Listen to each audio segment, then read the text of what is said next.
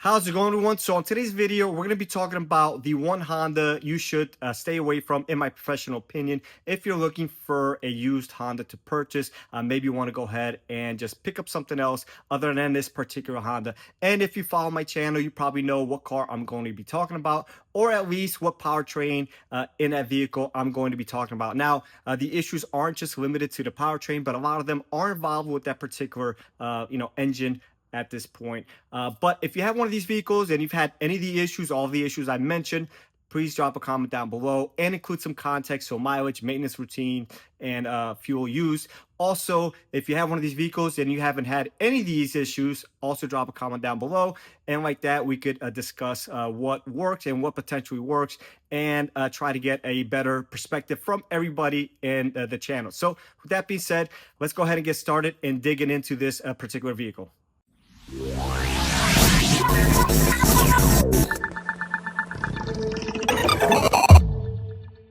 First things first, we're going to start with the powertrain. And the vehicle that is in question is the 10th generation Honda Accord. So 2018 to 2022 Honda Accord, and it has an abundance of issues.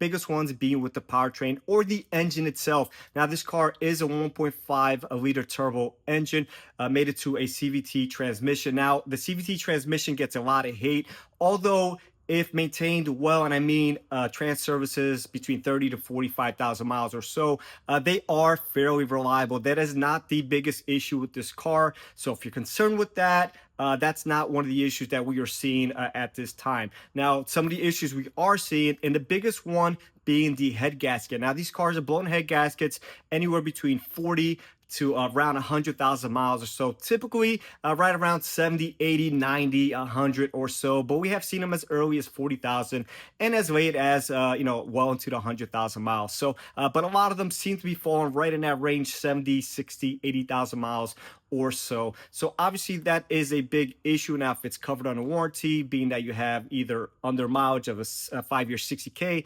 or extended warranty, then great. Obviously, Honda's going to cover that. Or if you have an extended warranty, then it's going to be covered at. If you don't have either of those and you're well over the mileage, then at that point, you're probably going to be paying out of pocket for that head gasket repair. Additionally, we have a lot of issues with injectors failing on these vehicles. They do get carboned up over time. So, those also fail in a decent amount of mileage range there, but a lot of them between 40 and again 80, 90, 100,000 miles or so. So those are two probably bigger issues that we are seeing.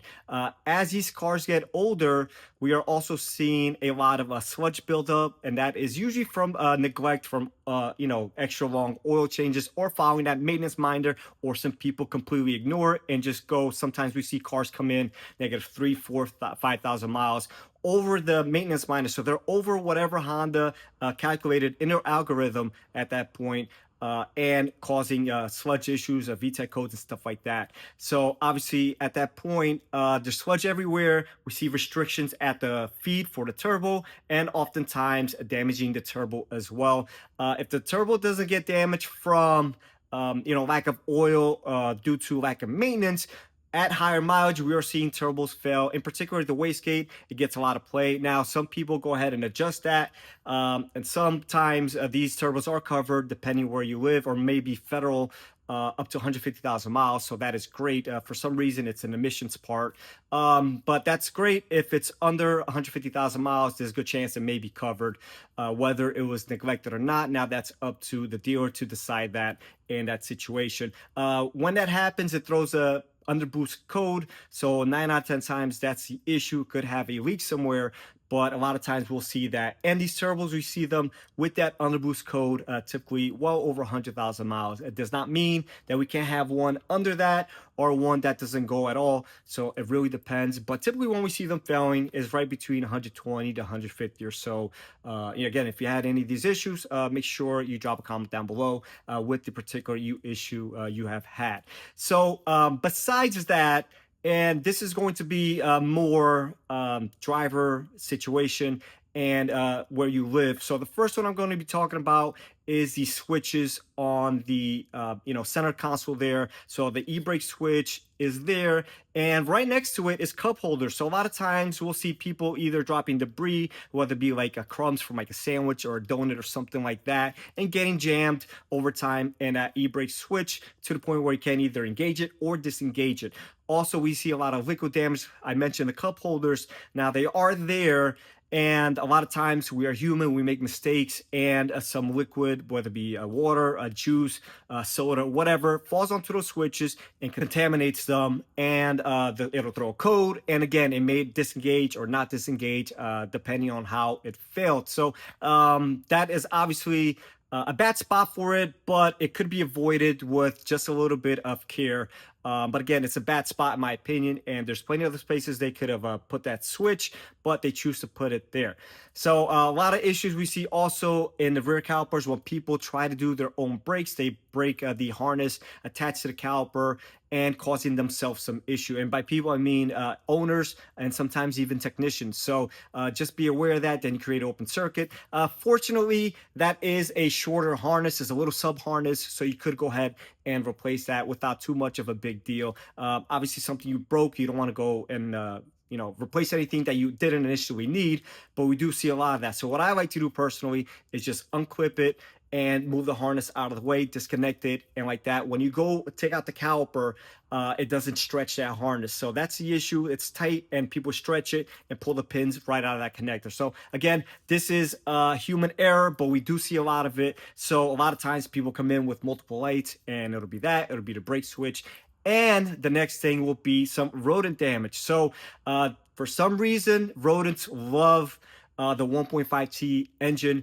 They typically go after the cam sensor and the number 4 coil wire. Sometimes we'll see other damage, but typically that's what we see. Now, Honda does sell some anti-rodent tape, and just around the time of the release of this video, when it starts, temperatures start dropping into the 50s, 40s, and stuff like that, we see a huge wave. Now, we are close to New York City, and we have a lot of congestion here in the area where I am, so a lot of city-like environment, so tons of rodents and stuff like that. So Honda, again, sells anti-rodent tape, and it works great if applied correctly. A lot of techs will argue with me on this, but if applied correctly, it works great, with the exception if you're dealing with something big. So I'm talking about like a New York City sized rat or a raccoon or squirrel or something like that. Now, if you're dealing with something smaller, maybe some field mice or chipmunks or something like that, it works very effectively. And typically that's what we see sometimes on the problem wires. So cylinder number 4 coil and the cam position, the cam sensor that goes on the intake cam, so they're right next to each other. I'll do 2 or 3 layers, and you have to cover all the way up to the connector 100%. If not, if you leave a little bit of wire exposed, they're gonna go after that. So this is very easily fixed by some cover. Some people buy aftermarket covers. Again, the rodent tape is effective, especially with the smaller animals. Sometimes I'll see them nibble a little bit, and then they'll stop going after it because it is spicy and it doesn't taste good to them. So again, this is area based, so some people may never see this, some dealers may never see this. In this area, again, once temperatures start dropping in the 50s and the 40s, we see almost like an instant wave. And just around this time, it's going to be lower 50s next week. Maybe by the time this video is public, and sure enough, we'll see a whole bunch of videos. You follow me on Instagram and TikTok, I'll make sure to upload some of those for you. And another issue that we see of, and again, this is area based, is stolen radars, stolen mirrors, and stolen airbags. So again, area based, the easiest one to steal and the most profitable for thieves, and they steal them because A, they get damaged very easily in front end collisions, and B, they come out real easy, and it's real easy to go ahead and sell to somebody else. Now, these radars are expensive. They have to be programmed. So when you steal one and sell it for maybe $100 or so to a body shop, let's just say, I'm not saying that's what's happening. I'm just, saying that's a possibility. Somebody's stealing them. They're selling them somewhere, right? So if you steal it and you sell it to somebody for a lot cheaper, and that person buying it saves a lot of money by not having to pay full price from the dealership. So very easy. You can literally walk up to it and pull right out. It takes about 5 seconds Very unfortunate. Now there is brackets to combat that. They are very effective, especially on this model year, considering that it's a metal bracket that holds that radar in place. So you got two metal brackets bolted together with some tamper-proof hardware. Very effective on the newer vehicles. Not so effective because the grills are plastic. But anyways, it is a huge problem in this area and many other areas, again, city-like environments, congested areas. But fortunately, there is something to combat. It's unfortunate that we have to be dealing with this, but it is a problem if you purchase one of these vehicles. Just something for you to know before you get blindsided and you go and park your car and it's missing the next day. Additionally, mirror glasses. People love stealing these. I'm not sure why, because 9 out of 10 times they break the mirrors doing so. So not only do you need a mirror glass, which is usually sold separately, now they broke the motor. So depending on the vehicle, sometimes the motor is sold together, sometimes it's not. With the whole mirror assembly, I'm not sure on this particular vehicle, but just something for you to consider. They do sell some shield that goes around the perimeter of the mirror glass, and to again combat that. Now the airbags are also being stolen. Very easy to take those. It's just 2 screws, 1 on each side. What I say and tell people to do here is go ahead and place a club or something in front of the steering wheel. Is it guaranteed that it's going to work? No, but anything you do to stop these people, they don't want to be convenience. They want the quick grab and snatch and go, and they don't want to be dealing with extra stuff in the way. Also, last but not least here, we see actually 2 things I'm going to be mentioning here. One is stolen wheels. Again, area based. Make sure you get some rim guards. Make sure to have the link in the description section down below. If you go ahead and purchase one of these or you already have one of these, make sure, depending on the area, that you are vigilant and staying aware of where you are parking and stuff like that. A lot of people say it'll never happen to me, but it's when you least expect it that it's going to happen. So that's that as far as the area-based issues. Now, we see a lot of issues with broken rear taillights, and they crack real easy. And what happens when they crack, you'll either A, get codes, or B, you may get the car and you're driving down the road and all of a sudden it's hitting the brakes by itself. This also happens with aftermarket taillights when they get moisture in those connectors. So if you have those sequential and the lights that do all those patterns and stuff like that, get those out of your car. I promise you it's going to cause you more headaches than it's worth it. It may look great, or you may think it looks great, but if you have cracked taillights where water's getting inside of them, in particular the outside ones, or you have those sequential taillights, I would absolutely get those removed as soon as possible. So obviously there's other things that could go wrong with this vehicle, but I listed a whole bunch of things that, in my opinion, would keep me from purchasing one of these vehicles. We do a ton of head gaskets, and unfortunately doesn't seem like it's going to stop anytime soon. We're diagnosing anywhere between 3 to 5 a week, sometimes more, sometimes less, but that's about the average that we're seeing. So if you have one of these cars, just be vigilant, be aware.